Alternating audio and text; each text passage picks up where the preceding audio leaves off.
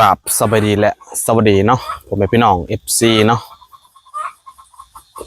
ทุกทิศทุกทางเลยเนาะบอกว่าจะเป็น FC ทางฝั่งไทย FC สร้างสปปลาวเฮานะเพียงเนาะกะมาพบกับ2 YouTube ของ Hunter Channel กันอีกแล้วพี่น้องเอ้ยวันนี้ก็คงกับวันที่15เนาะเดือน4 2025เนาะคงกับมือวันปีใหม่เนาะพี่น้องเนาะพุทธสงกรานต์กันลาวเฮาเบาเนาะพี่น้องเนาะกันปีใหม่สากลปีใหม่เนี่ยก็วันที่1 เดือน 1นะเพียงเนาะแต่ว่ามื้อนี้วันที่15เดือน4 2025คงกับมือมันปีใหม่ลาวกะมาพบมาพอกับช่อง YouTube ของ Hunter Channel กันคือเก่าพี่น้องเอ้ย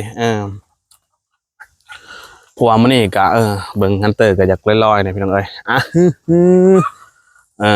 ก็บ่ได้ไปทางใดนอนบัดมื้อพี่น้องเอ้ยบ่แม่นว่าไปกินกินเบียร์มาสิตาลอยบ่แม่นนะพี่น้องเด้ออย่าเข้าใจผิดเนาะมื้อนี้ก็สิมาให้พี่น้องเบิ่งคอกหมูน้อยๆของคือเก่าเนาะทั้งหมูขุนและก็แม่พันธุ์พี่น้องเอ้ยที่เฮากำลังรอคอยกันนะพี่น้องเนาะบ่ว่าหลายใหญ่ห่างเนาะพี่น้องเนาะก็สิพาพี่น้องเลาะเบิ่งกันเลยนะพี่น้องเนาะในช่วงนี้มันก็อยากแรงๆเลยนะพี่น้องเอ้ยบ่ว่าหยังก็อย่าเนาะพี่น้องเนาะนี่สำหรับแม่นี่วันที่27พ่อกันแน่นอนนะพี่น้องเนาะอันนี้ฝากพี่ฝากน้องเนาะติดตามรับชมเนาะรุ่นไปนำกันท้องน้อยๆสิมีลูกจักโตบ่เกิน5 โตแน่ๆเนาะอันนี้คอนเฟิร์ม จากสายตาในการวินิจฉัยของเจ้าของหมูเองนะเพียงเนาะอันนี้ก็วิจัยไปแล้วล่ะเนาะจริงๆก็วางไว้ว่าอย่างกี่ไรก็ให้มันได้10 โตนะเพียงเนาะเพื่อบ่เป็นการเสียเวลาเนาะเราไม่พันไม่นี่ก็คือพามาแล้ว3 เดือนกับ1 อาทิตย์นะเพียงเนาะรออีก2 อาทิตย์กับ3 วันเจอกันแน่นอนพี่น้องเอ้ยให้ปกปิดน้องๆเนาะฝากกดติดตามเนาะกดไลค์กดแชร์เนาะแล้วก็มาลุ้นไปน้ำกันพี่น้องเนาะสำหรับวันนี้ก็สิพาพี่น้องเลาะเบิ่งหมูคุณของเฮาคือเก่าพี่น้องเอ้ยเดี๋ยวเข้ามาเบิ่งก่อน เนาะนี่เนาะเดี๋ยวเฮามาลุ้นน้ำกันเนาะพี่น้องเนาะกับบางใหม่นั่นหนึ่งเนาะเดี๋ยวหามุมนี่แหละมุมนี่เนาะนมเริ่มลงเลยพี่น้องเอ้ยช่วงก่อนเริ่มสงสัยว่าหมูแม่นี่ม่านหรือบ่ม่านแต่ปัจจุบันนี่ม่านแน่นอนแต่ปัญหาก็คือมาลุ้นลูกกันเนาะพี่น้องเนาะว่ามันสิมีสำไหนเนาะสำหรับหมูแม่นี่เนาะแม่เดียวที่ยังลงเรือไว้นะพี่น้องเนาะเรือหันก็มีแต่แม่ใหม่เนาะแม่ใหม่ก็หักซะไว้แม่เดียวเนาะสำหรับ3 สายเลือดเนาะ3 สายเลือด4 สายเลือด5 สายเลือดเนาะสายดีพี่น้องเอ้ยมีลูกนี่บ่รุด10จักเถื่อนะพี่น้องเนาะสุดที่1เป็น9สุดที่2เป็น17นะพี่น้องเนาะหากันลูก2 เถื่อได้เพิ่นเด้อสำหรับแม่นี่เนาะสุดที่3นี่รุ่นน้ำกันเนาะรุ่นกันประมาณ3 โตนี่มั่งมันออกก่อนเนี่ย17 โตตอนนั้นเนาะ สำหรับทองเนาะให้พี่น้องเบิ่งทองแต่อย่าอยู่เนาะนี่บ่ให้กังวลนะพี่น้องเนาะมีเท่าใดกับของเฮาเนาะคือเขาบอกเลยเงิน1 ล้านในกระเป๋าหมูเนาะก็บ่สำคัญสำเงิน20,000ในกระเป๋าเฮาพี่น้องเอ้ยสุขภาพภูมิใจในความเป็นเฮาเนาะพี่น้องเนาะบ่อิจฉาเพิ่นเบียดแบงโตเนาะพี่น้องเนาะเอาสำหรับหมูแม่นี่ก็สิประมาณซ้ำนี่เนาะจากมันเหมือนได้ยังน้อยพี่น้องเอ้ยเดี๋ยวออกมานอกก่อนเดี๋ยวผมเป็นยังเนาะแม่นี่เอามาลุ้นน้ำกันเนาะวันที่27เห็นกันแน่นอนพี่น้องเอ้ยก็ต้องเบียร์อะไรกับยาเนาะมาตัวเดียวก็เป็นห้องเฮาพี่น้องเอ้ยกับบอดี้ซีเรียสเนาะตัวนี้บอดี้ซีเรียสแต่หวังลึกๆเนาะหวังลึกๆว่าอย่างที่ไรครับได้10 โตซะ เนาะนี่สลับแม่นี่เนาะโอเคเนาะเดี๋ยวเราไปเบิ่งหมูคุณกันพี่น้องเอ้ยเพราะว่าช่วงนี้มันก็อยากมืดๆแรงๆเลยพี่น้องเอ้ย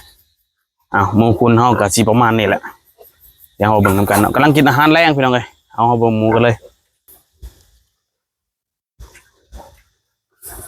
เนาะนี่ตาแดงเลยเปิดแฟลชให้เบิ่งเนาะเพราะว่าช่วงนี้อยากเหมือนเลย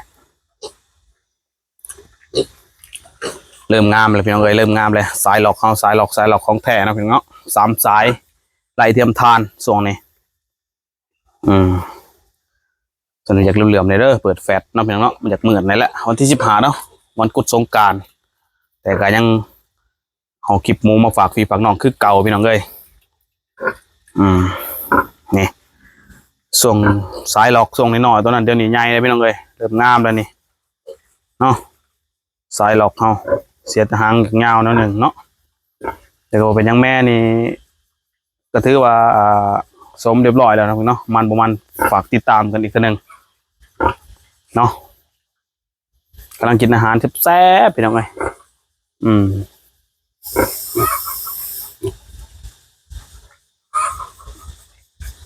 มีแต่ตัวตรง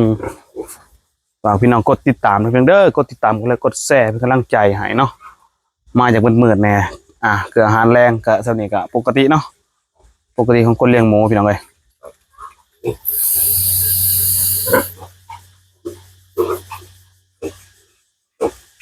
เนาะสำหรับผีก็อยากแล้วจังหน่อยเป็นปกติเนาะเป็นปกติแม่นี่เนาะในลูก16 โตได้เพียงเด้อสายนี่เฮา3 สายเฮา3 สายเฮานี่ก็บ่น้อยหนาเด้3 สายหมู3 สายเนาะแม่พันธุ์เฮาเป็นหมู3 สาย3 สายสายเลือดดีพี่น้องเอ้ยได้ลูกแต่ละสุดบ่ต่ำบ่รุด10จักเทื่อได้เพียงเด้อสำหรับแม่แดงเนาะบานนี้เอาแม่เอาพอลอกมาสมเนาะสมผสมเทียมออกมาแดงจึงครึ่งพี่น้องเอ้ยช่วงเอามาเบิ่งกันเนาะช่วงแรงๆเนาะช่วงแรงออกมาเป็นแดงจึงครึ่ง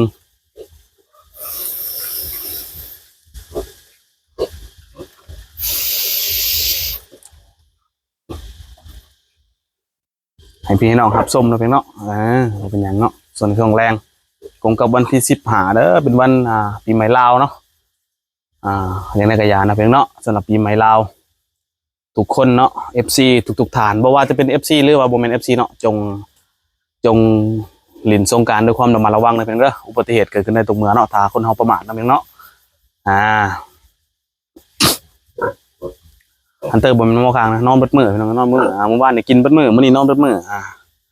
หลายคนก็สิเป็นคืออันเตอร์แหละพี่น้องเอ้ยเนาะหมูเฮาเด้อให้หมูเบิ่งหมูแบบแจ้งๆกันพี่น้องเอ้ยบ่เห็นอันเตอร์นะพี่น้องเนาะนี่งามๆพี่น้องเอ้ยงามช่วงนี้อุ้ยกำลังพี่นี่แดงจึงครึ่งพี่น้องเอ้ยนี่ที่ตัวเบิ่งตอนยังหน่อยบ่ส่งสิใหญ่นะพี่น้องเนาะบัดเฮาเกลือไปเกลือมามันงามขึ้นมาได้พี่น้องเอ้ยเริ่มแม่อาหารที่ใส่ก็บ่เป็นบ่บอกซะอาหารที่ใส่เพราะอาหารนั้นก็ดีเบิดแหละพี่น้องเอ้ยบ่ต้องเว้าดอกว่าอาหารต้นนี่บ่ดีบ่งามสำหรับอาหารเป็นงามเบิดแล้วแต่ผู้ที่เลือกใส่เนาะสำหรับสุบซนชาวเลี้ยงหมูเฮาอย่าไปลืมมันสำหรับของนี่ยังบ่ทันมีวิตามินหรือว่าขาไม่ท้องนะเพิ่นเนาะหมูเริ่มใหญ่เนี่ยพอซักเลยพี่น้องเอ้ยช่วงนี้พอซักเลยนี่แดงจึงเคิงสายหลอกของแท้นะเพิ่นเนาะแม่มันนี่3 สายลูกมันนี่4 สาย5 สาย6 สาย7 สาย8 สายรวมแล้วมัน12 สายแล้วปัจจุบันนี้เนาะได้ลูก4-5 เทื่อแล้วเด้น้องนี่งามเบิดกุโตเนาะเพิ่นเนาะตัวที่เป็นยังนอกไป4ก็บ่เป็นยังเนาะเพิ่นเนาะ16นอก4หรือ12ก็ถือว่ายังงามพอดีกับคอกเฮาเนาะเพิ่นเนาะก็บ่เป็นปัญหาสำหรับเฮาตายแล้วก็ตายไปเหลือไว้ก็เป็นของเฮา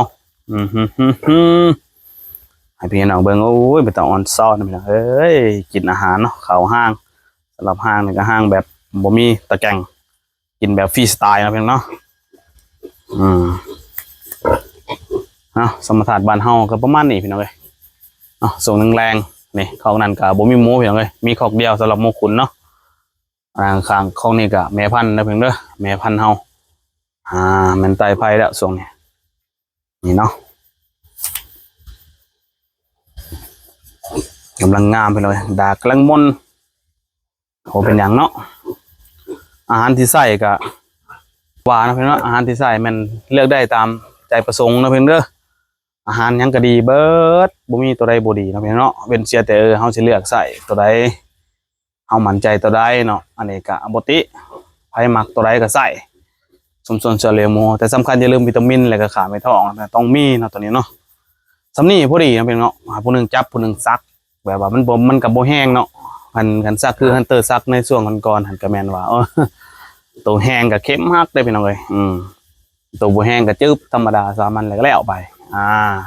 โอเคนะพี่เนาะให้พี่ให้น้องเบิ่งรายละเอียดเนาะประมาณซ้ำนี่วันหนึ่งเนาะเดี๋ยวเราไปเบิ่งแม่มันอีกวันหนึ่งพี่น้องเลย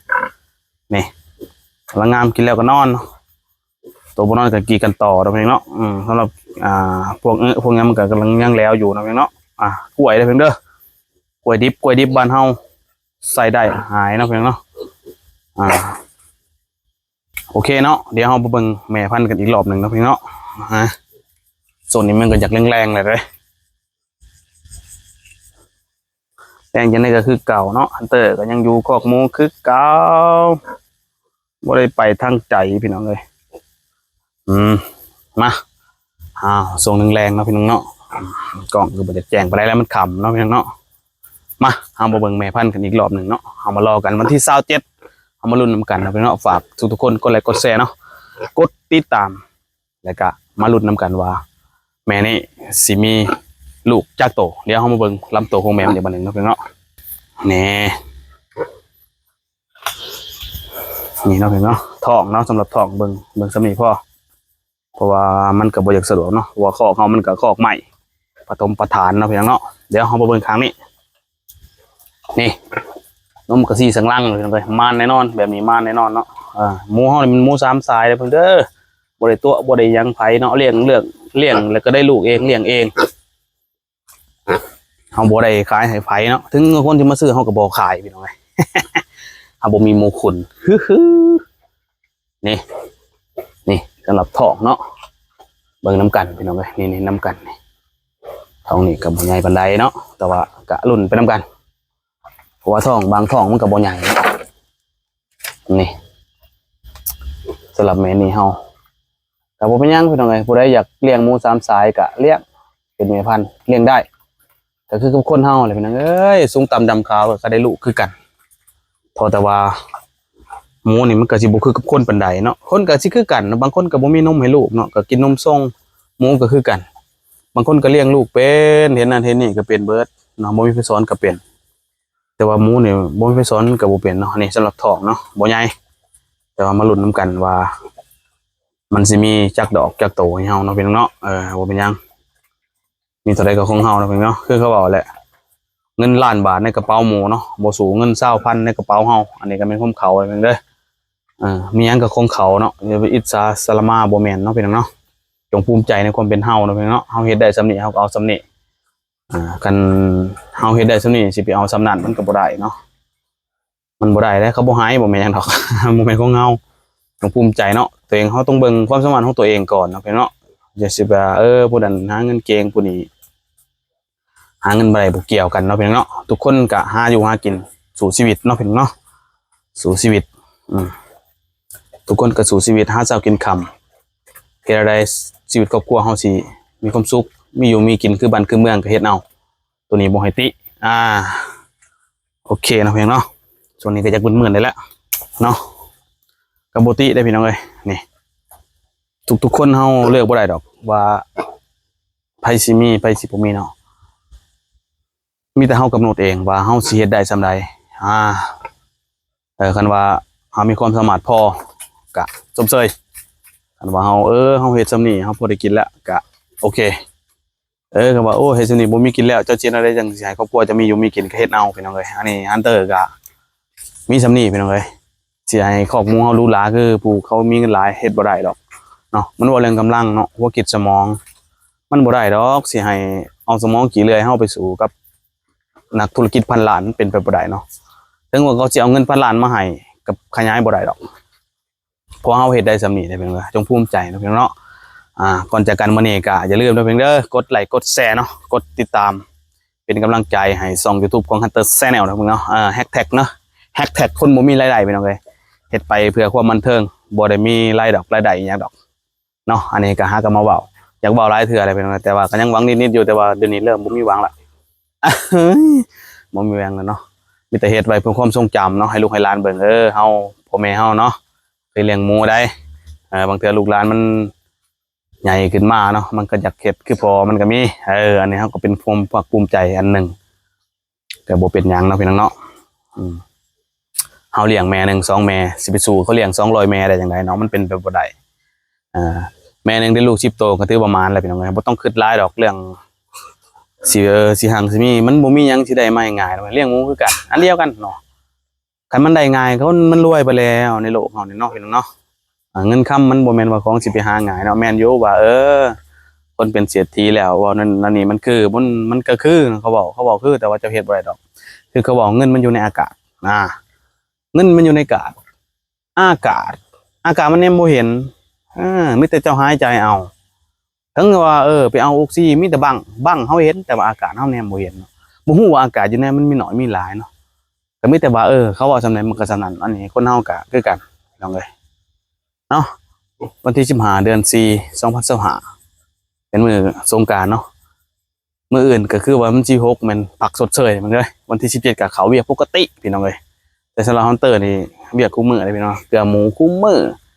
ก่อนจากกันก็อย่าลืมกดติดตามเนาะกดติดตามกดไลค์กดแชร์เป็นกำลังใจให้ช่อง YouTube ของ Hunter Channel เนาะพี่น้องผู้ใดไปเรียนสงกรานต์ขับรถขับเรือก็ขับด้วยความระมัดระวังนะพี่น้องเนาะกินกันด้วยความระมัดระวังปราศจากเนาะอุบัติเหตุ